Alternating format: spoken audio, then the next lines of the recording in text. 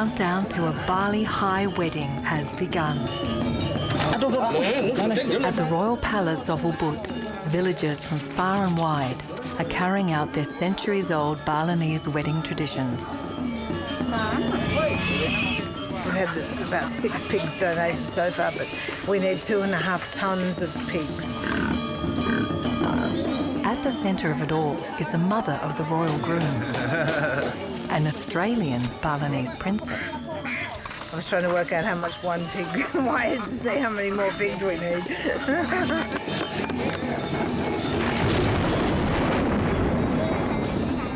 Organising a wedding is stressful for any mother. It's pouring with rain. Yeah, that could be a problem. What if you are also expected to supervise complex Hindu traditions, observe royal protocols, and your son, the prince, is marrying a celebrity Indonesian actress?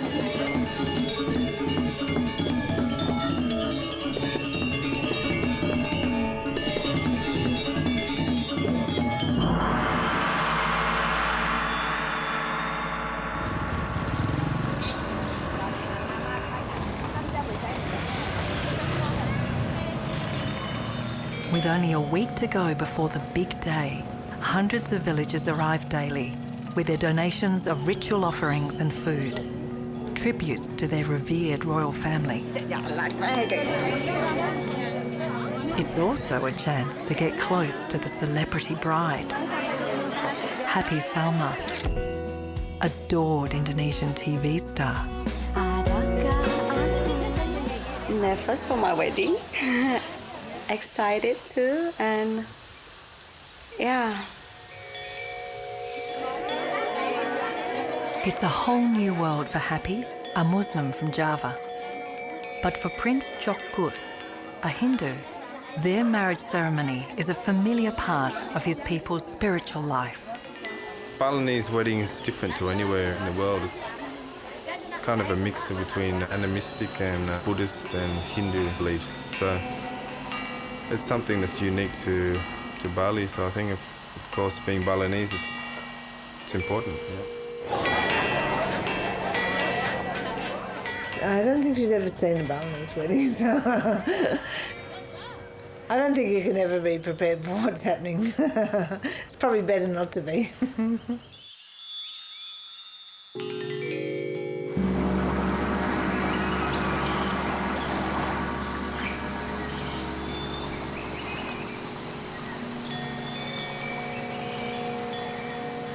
The head of this extended royal family of about 300 members is Princess Azri's husband, the groom's father.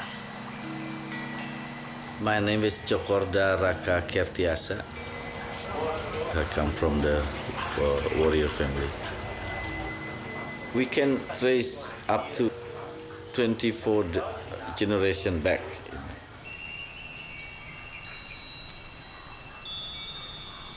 Until the early 1900s and Dutch colonial rule, the royal family were the feudal monarchs of Ubud.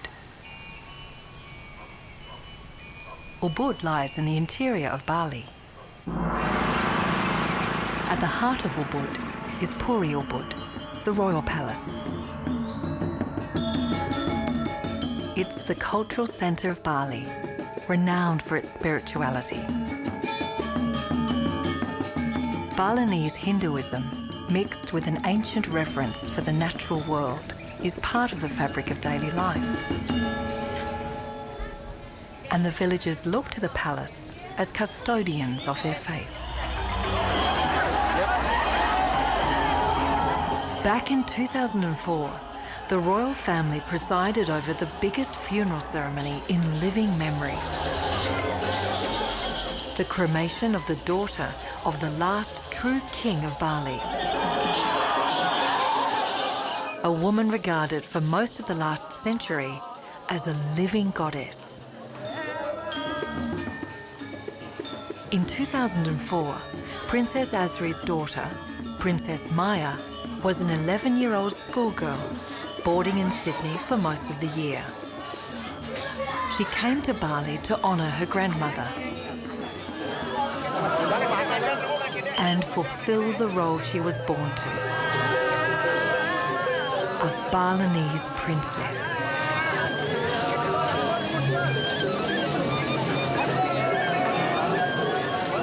Ubud's royal ceremonies bring together thousands of local people, a community of over 69 villages.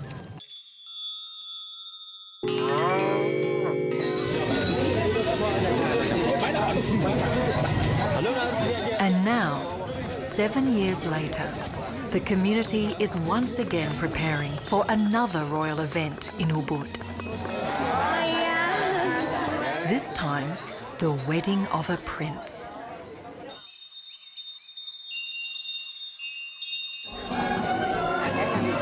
And today, Princess Azri and her husband, Prince Chakorda Raka, are hosting a party for their royal family. And everyone is invited. Just having a sort of pre-wedding get-together of the family. Right now everyone's busy eating. Everything in Bali involves eating. As Princess Azri entertains her royal in-laws, it's a world away from the reception she received as a young bride-to-be 32 years ago. My name before I got married was Jane Gillespie. So, yeah, plain Jane. It was 1977, and the 23-year-old kindergarten teacher from Sydney, holidaying in Ubud, fell for the local children's theatre director, a prince. That's a long-time love story. It's destiny, yeah, in English, destiny. Jane's parents hadn't expected a holiday romance would lead to her marrying the Balinese prince. My father was fine about it. Actually, I remember him saying, well, you know, thank God he's not Australian. He wasn't a great Australia fan, my father. Lieutenant Colonel Rollo Gillespie, an ex-British intelligence agent, had made a life in Australia with his wife and 2 children. My father had been married before. He was quite a lot older than my mother, but not as old as Raka's father was. Raka grew up with 10 mothers and numerous siblings and things. Of course, I only grew up with one mother and one brother. As the youngest son of his father's 10th wife, the prince was expected to marry within the Balinese royal family. There was quite a lot of opposition to it and people trying to talk him out of it. They took my passport away and had me checked out in Interpol. Prince Chakorda Raka refused to bow to family pressure and in 1978 made an Australian commoner a Balinese princess.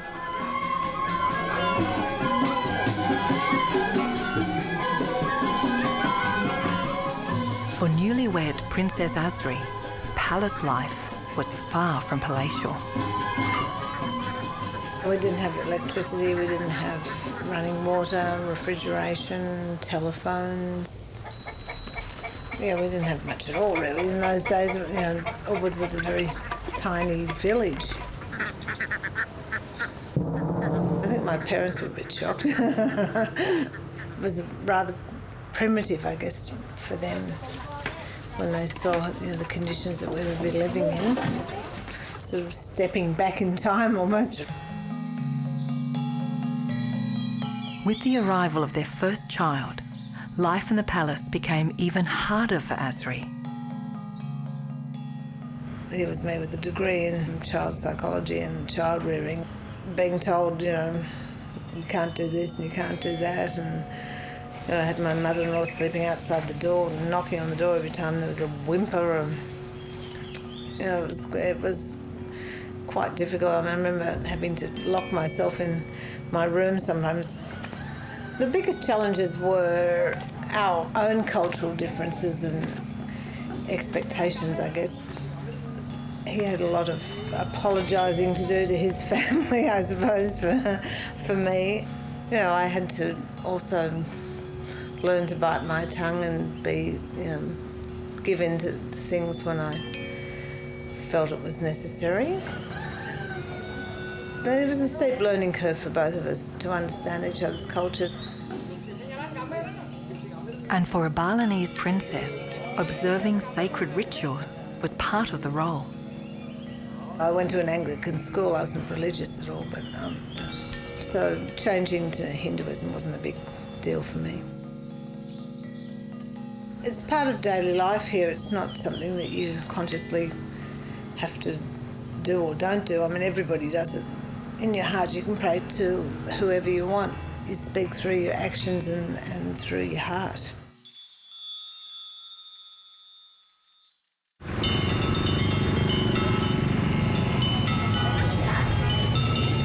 "32 years on, and Asri's seen Ubud's tourism and prosperity transform the once rural community.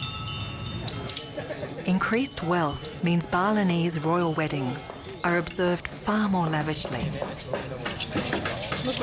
Look at us. For Chok Gus and Happy, Asri's wedding portrait is a picture of days long gone. More simple. Yeah, but much smaller. Yeah, but I like this one. All over Bali, it's not just in our family. People are much more affluent and they spend their money on ceremonies, so it's more of a big show now than it was in those days. Oh, well, that's it. The head of the royal family, Prince Jakodaraka, is keeping an eye on the Royal Invitation Committee. Some of them preparing for the invitation to be sent tomorrow. But in Bali, not all invitations come printed on paper. The groom's father and older brother, Prince Chok Day, are supervising the preparation of invitations made of food. These are like a cultural invitation. This is the traditional way that you send out an invitation to family and to other people within, your sort of cultural circle. While the women are busy making elaborate decorative offerings for the wedding, it's traditionally the men who prepare these customary food invitations. There are strict conventions to observe with the pork satay.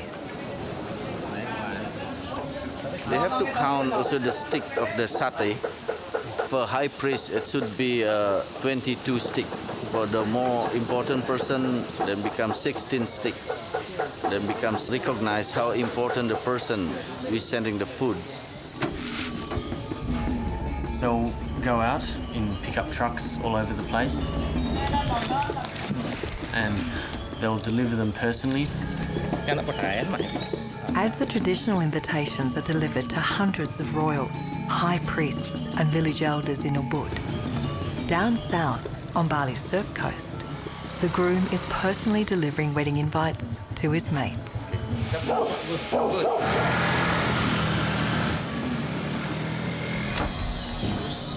No more chicks for you, matey.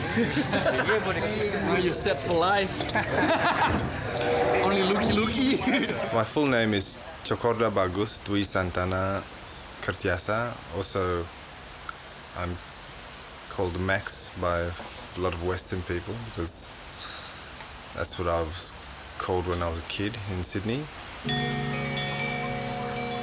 If I grew up just like a normal kid in Sydney, we used to come back every year. Always kind of had a little taste of Balinese culture. When Asri and Jakodaraka decided to educate their 3 children in Australia, it meant leaving Bali and living as Aussies. I was born in Bali, and when you're born here, they bury your placenta. And there's a saying that Balinese are a type of people who find it very hard to move abroad. It's because your placenta's buried here rather than cast away. We moved back and forth a lot though.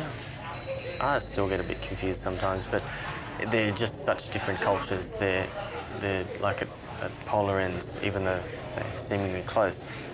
For his sister, Princess Maya, these cultural differences were unforgiving. Yeah, growing up was really difficult. Like, the main conflict for me is being a young girl. There's just such a difference between what's acceptable for a young woman to do within the Western culture and within the Indonesian culture. There's also a little bit of prejudice because you're half Asian, and so it's kind of difficult to deal with. You never know exactly where you fit in and exactly where you're accepted. Challenging years for Azri's husband, who took on work unheard of for a prince. Can you imagine I'm doing gardening on the street, in Australia? And that's really big fight. When you grow up mentally, it's painful. And you have to face it until you pass it. And that kind of exercise, you really need it. You have to feel the pain. But after that pass, next time it's no problem. If I do gardening, I'm fine. If not, I'm also fine.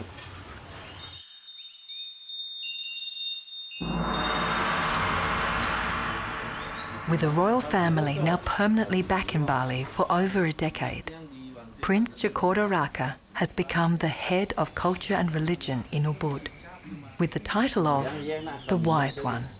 And nowadays, they often also have to consult with me because I've been living in the West. That's give me some new perspective, in the modern time, without losing the essence of our culture.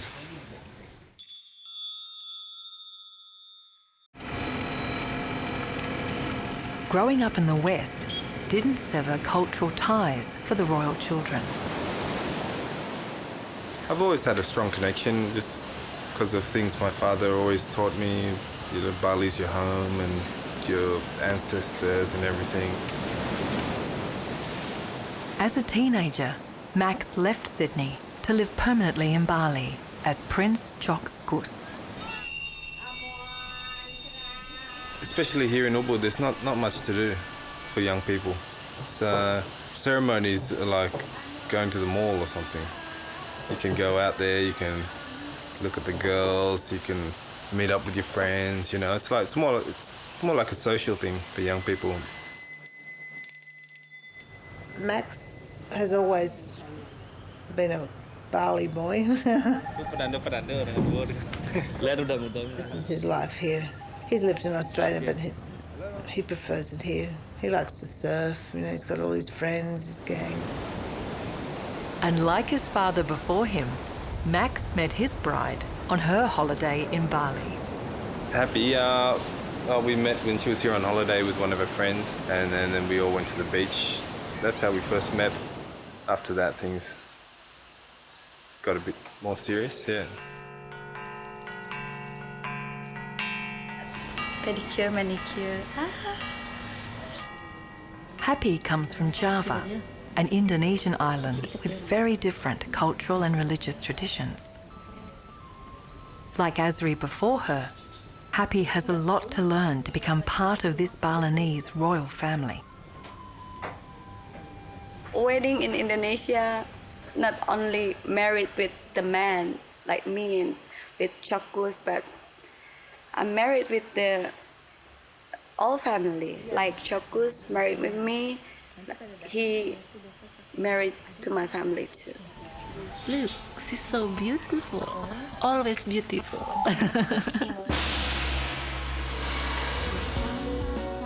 And for Happy Salma, the TV star. There's another family, her millions of devoted Indonesian fans. I don't really watch Indonesian TV, so to me it's not such a big deal, I guess.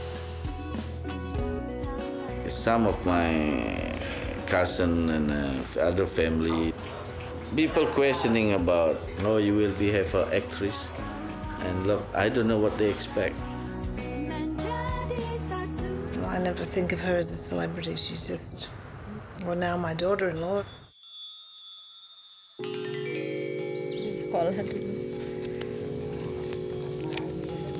remember in my high school.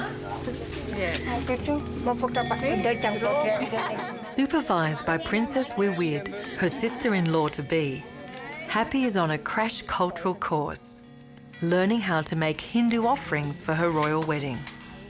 Bali is still different, and they really have strong personality, and they really have a strong energy, so I still learn. First time. I'm so lucky I have her. Yeah. What was your wedding like? It's pretty much like this. Pretty full on for me. A member of an aristocratic family herself, Wiwid had her own struggles when she fell in love with Prince Chok Day. I'm from Catholic family. When I moved to Bali and then hang out with him, got a Balinese boyfriend, and he's Hindu, and my family kind of thought, oh, he's Hindu. I used to work chiropractor clinic in Kuta. He was one of the patients. Chiropractor, they fix their back. He got a broken heart, so I had to fix it.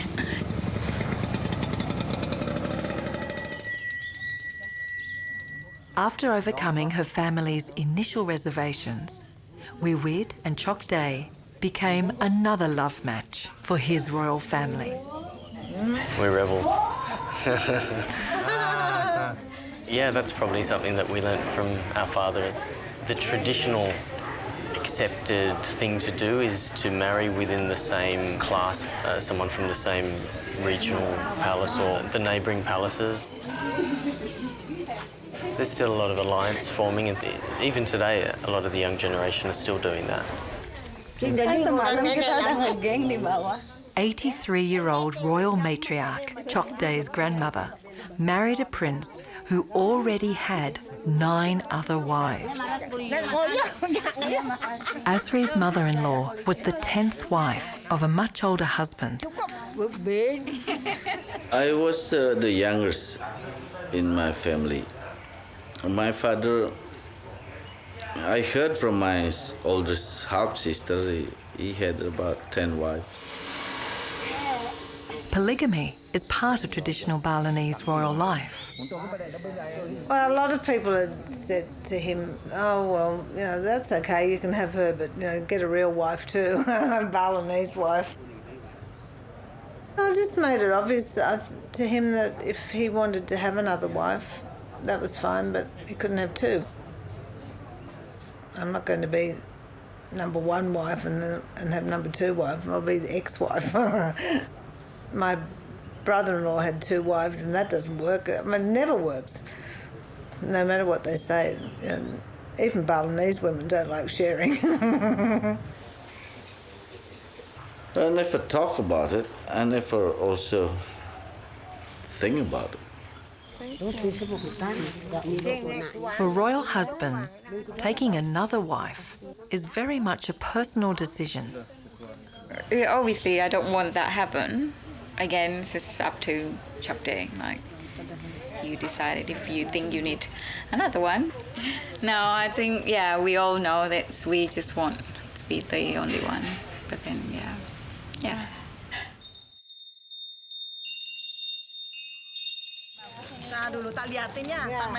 Princess Asri has made a last-minute dash to pick up formal Balinese outfits being made for the royal women in the bridal party.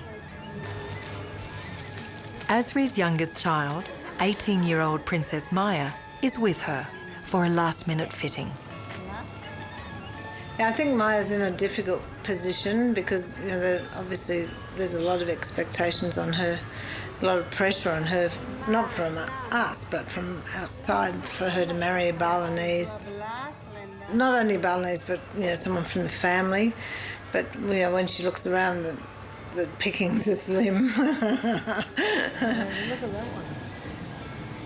If I marry outside of the royal family, I basically lose my title and I'm not a part of the family anymore.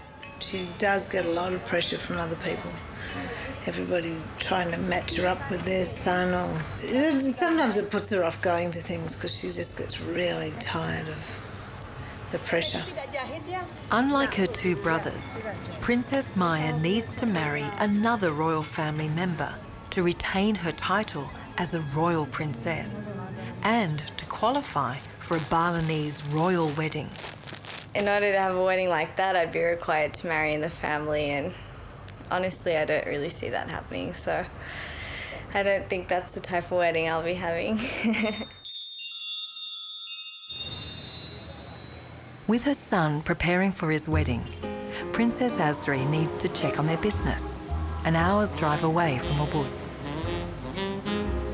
At the moment, with the preparations for the wedding, it's a bit of a challenge because it's very busy here. Together with her son, Prince Chokgus, Princess Asri opened up a tea house. I wanted to have a business. Mum was also not doing much at the time, so we decided we'd do it together. I sort of thought of the things that I wanted to see in Bali that weren't here, and that's when my son and I came up with the concept of bhikkhu. It's in an old wooden joglo, which is a Javanese house. It's kind of an eclectic mix of old Indonesia and old England, I'd kind of say, yeah. When Asri's daughter-in-law wanted to work part-time, Asri's just like, oh, well, why don't you work at bhikkhu? So now become involved with the customer, with all the stuff, the kitchen and everything. And then also I love making the cupcake.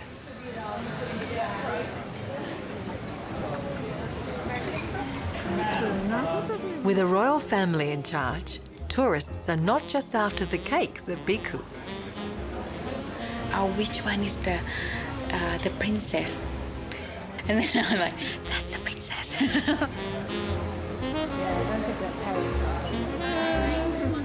Well, then would you like to meet the princess? Like, oh yeah, if that's okay. And for Princess Asri, their tea house also represents the changes she's experienced as a Westerner in Bali. Bali is a completely different place to the place I came to. I mean, there's nothing you can't do in Bali now. It's a luxury destination. It's decadent almost in so many ways. While the tourists enjoy themselves, the Balinese people put their traditional responsibilities first.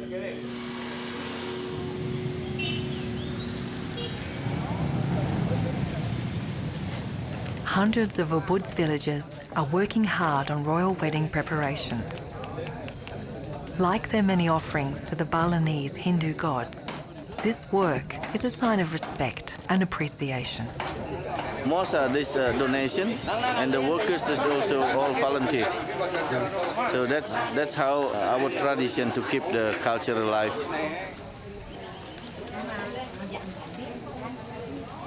As their gift to the royal family, an entire village is creating intricate ritual offerings to be displayed on the wedding day.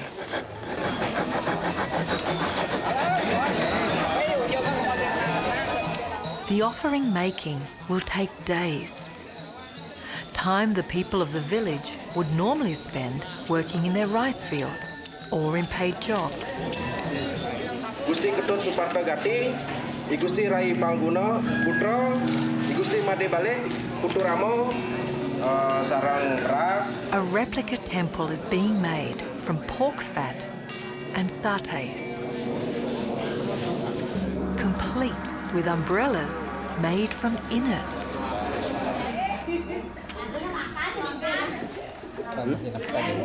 Making these offerings for the royal wedding is an age-old spiritual custom. Spirituality is an integral part of life here. It's just a part of daily life. Bali moves to a different set of priorities than Sydney and more commercial parts of the world. at the end of the day, it's why people like coming here. Some people who even don't go to ceremonies say that there's something in the air here.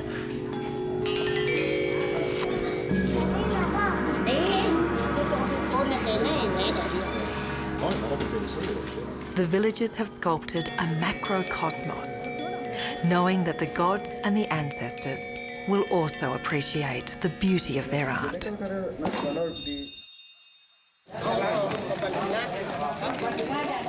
With the offerings now complete, they're needed at the palace.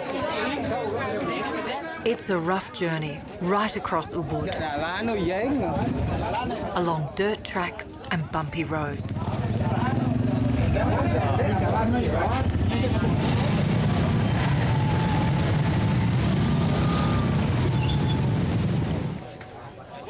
The offerings arrive at the palace in bits and pieces. The royal groom, Prince Chokgus, is on hand to receive the villagers' wedding gift. They just bring in this sort of like a decorative offering. They've been making that for a few days, and this is made from pig's fat and satay, meat, made from pig's meat, yeah, mixed with coconut.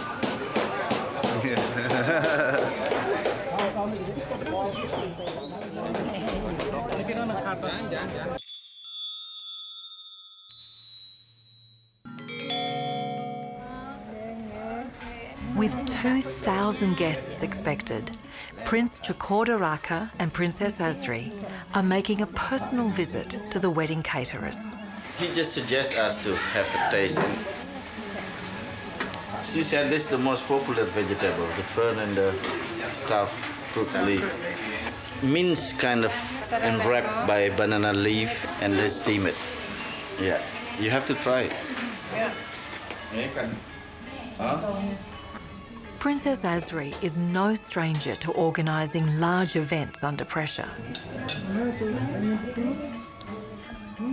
When the terrorist bombing struck Bali in 2002, killing and injuring hundreds of tourists and locals, Asri threw herself into helping with the aftermath. At that crisis time, helping in the hospital and then fundraising and helping in whatever ways we could after the bomb. It was hard sometimes to be an Australian. Australians seem to take it on as their tragedy, whereas actually it was a Balinese tragedy. People forgot the Indonesians that died in it. It affected a lot more Indonesians than it did Australians. They were left with nothing. So I had tried to help the widows of the Indonesians that were killed there, and on an ongoing thing. It wasn't just once. I mean, I try and help wherever I can, but not as part of the royal family, just as me. The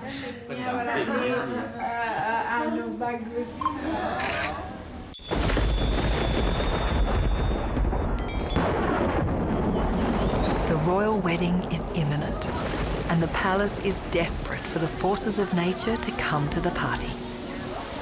It's now 2 days before the wedding.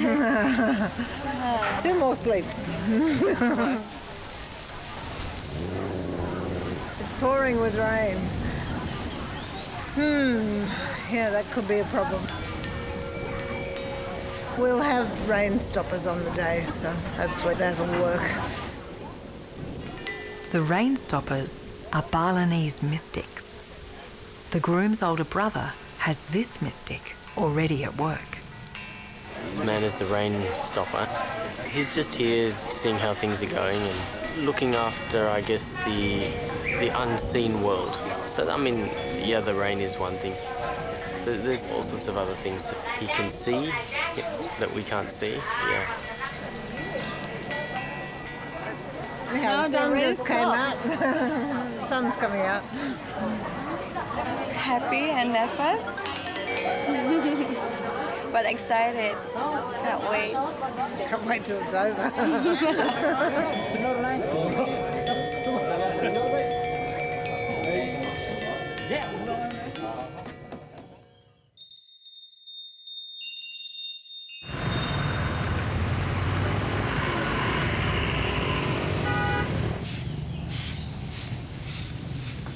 The wedding day dawns at Puri Ubud.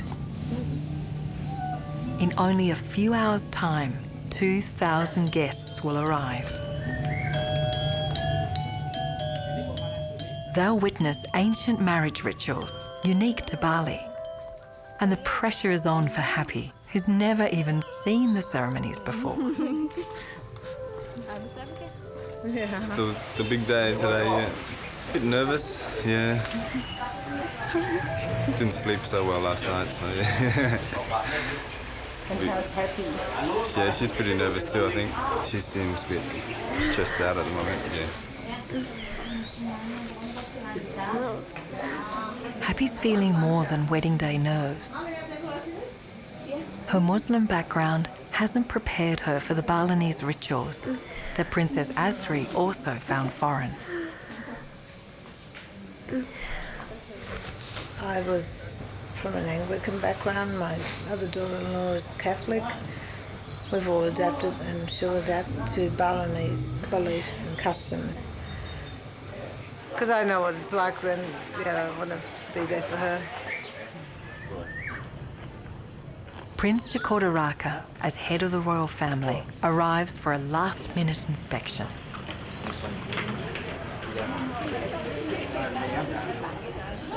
In another part of the palace, Princess Asri is under the ministrations of the bridal salon.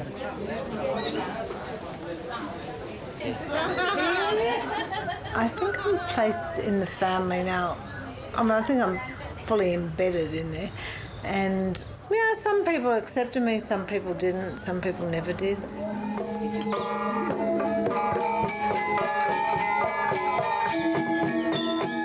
This wedding day is going to be an epic for everyone in the royal family.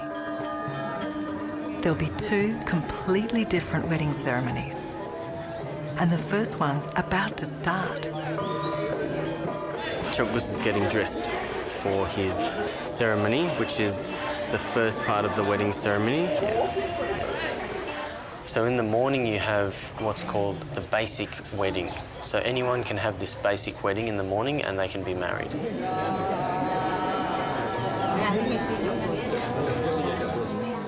With the whole royal family in attendance, the morning ceremony begins.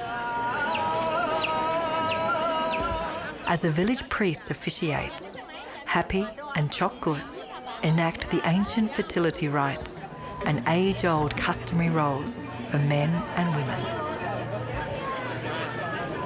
With the morning ceremony, it can be quite amusing. You walk around and there's the little whip that he whips you with. You have to walk around 3 times and you have to, it's all symbolic, cooking, and you have to sell things and he buys things. You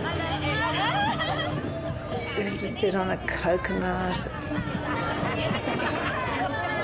It's quite involved, but some people just push you and poke you and sit you down and stand you up. And, you don't really have to think about it, you just do it.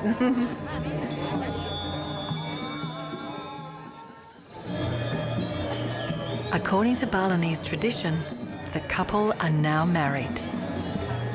But this is no ordinary wedding, and grander royal rituals are about to take place.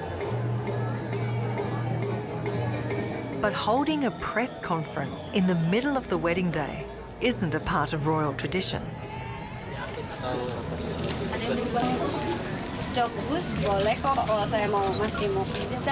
When the groom is a prince and the bride a star, the media won't be denied.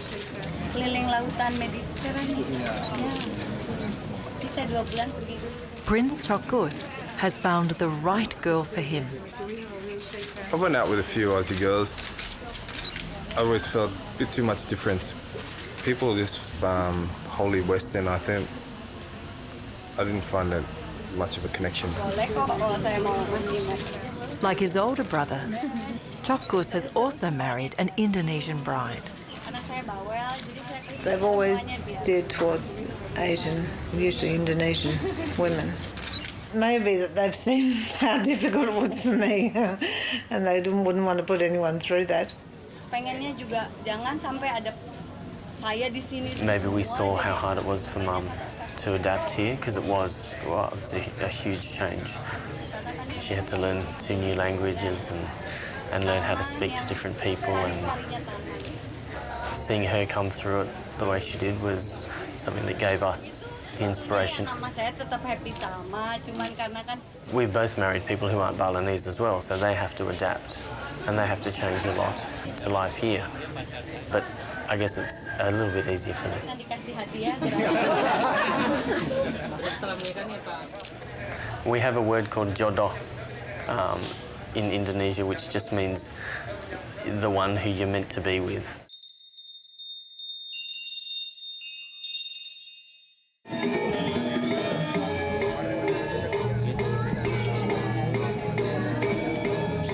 A whole new guest list of VIPs is arriving to witness the high wedding.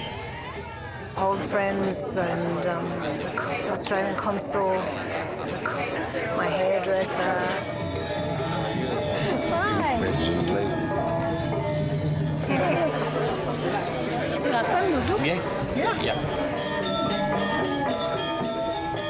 The bride and groom are now being clothed in the full regalia of the royal house of Ubud.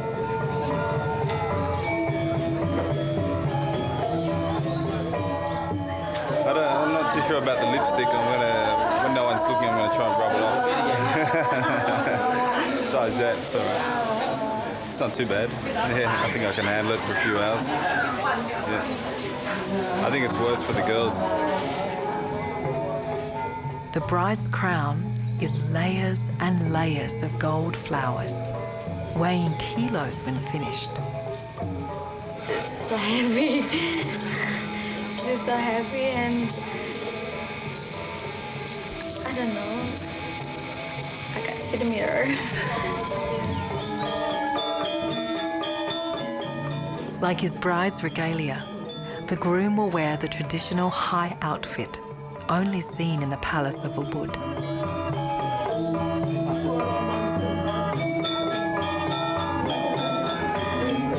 A prince of the warrior caste, he'll wear a royal kris.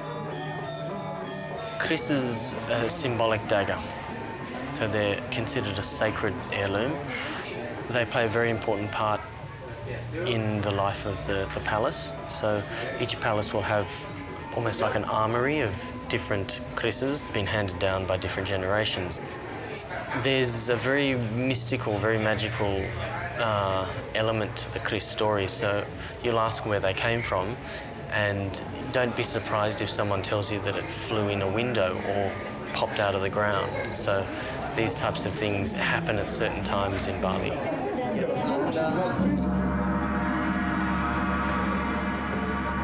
If a royal marries a royal, you get carried on the shoulders of your helpers, 2 big strong guys from the village.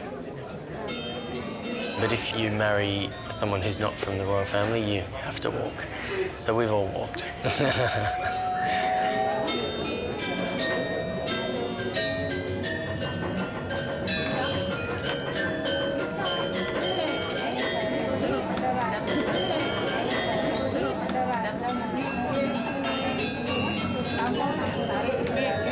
With her family watching on, Happy's becoming a Balinese princess. And like her Australian mother-in-law, she's taking on the role of a lifetime. This is my destiny as well.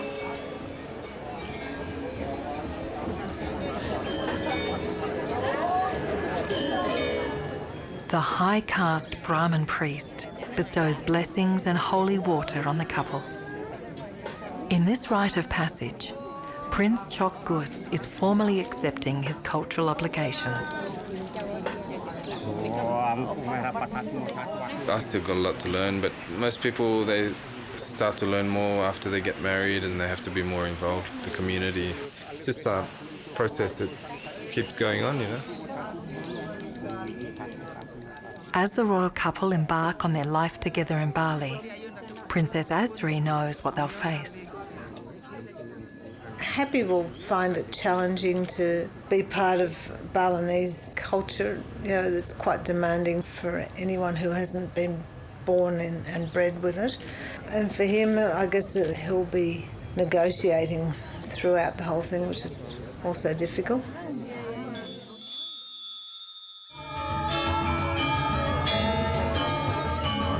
Prince Chukodaraka has continued a royal dynasty with his Australian princess.